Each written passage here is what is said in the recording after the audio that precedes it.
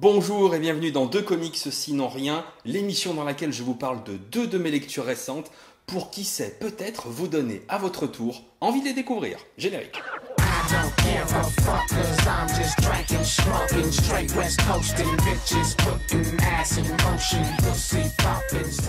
Et on commence tout de suite avec le tome 4 des Tortues Ninja publié chez iComics, Northampton.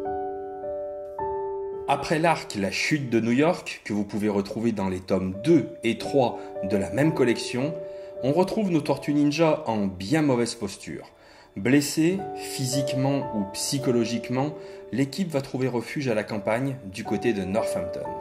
La cohésion du groupe semble menacée et chacun devra entreprendre un chemin personnel, trouver sa voie afin de se donner collectivement la force nécessaire pour repartir de l'avant. Malheureusement, le répit sera de courte durée puisqu'un nouvel ennemi traque et menace les tortues ainsi que leurs amis. Une fois de plus, la magie opère et l'on vit et souffre aux côtés de ce groupe de héros, aux côtés de cette famille. Les dessins de Sophie Campbell collent à merveille à l'ambiance qui se dégage du tome 4. Après l'action débridée des tomes précédents, Kevin Eastman prend littéralement à contre-pied le lecteur. Un récit plein de poésie, de finesse, qui laisse la place à une certaine introspection des personnages, renforçant ainsi l'attachement que l'on a pour chaque membre de cette famille. À la fin du tome 4, vous n'aurez qu'une envie, voir les Tortues Ninja repartir de l'avant et être le 23 janvier pour la sortie du tome 5. Décidément, les Tortues Ninja publiées chez iComics est à mon goût la meilleure série de super-héros publiée en ce moment. On continue avec Thanos Wins par Donny Cates et Jeff Shaw que vous pouvez retrouver dans les 3 softcovers Panini Comics Marvel Epics. Dans cette histoire, Thanos va se faire enlever et emmener de force des millions d'années dans le futur par le Cosmic Ghost Rider. Personnage haut en couleur, aussi timbré que puissant, aussi badass que charismatique.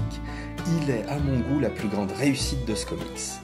Désormais, il sert le dernier roi de l'univers, Thanos. Une rencontre autant improbable qu'impressionnante entre le Thanos que l'on connaît et un Thanos vieillissant qui est finalement parvenu à dominer l'univers tout entier. Avec Thanos Wins, Donny Cates est parvenu à capter l'essence même du méchant le plus emblématique de l'univers Marvel. Ainsi, il nous propose une rencontre au sommet entre Thanos et lui-même. Un peu comme si Alain Delon rencontrait Alain Delon. Tout un programme. Des dessins merveilleux, un futur apocalyptique, une rencontre au sommet entre deux monstres qui parlent d'eux-mêmes à la troisième personne. Thanos Wins est un récit beau et rafraîchissant qui nous rappelle que Marvel peut encore nous surprendre. Voilà, c'est la fin de cette rubrique consacrée à deux de mes lectures récentes. Comme d'habitude, kiff, like, partage. On se retrouve dans l'espace commentaire de cette vidéo pour parler de ces deux comics et je vous dis à très bientôt dans les rubriques de jeux.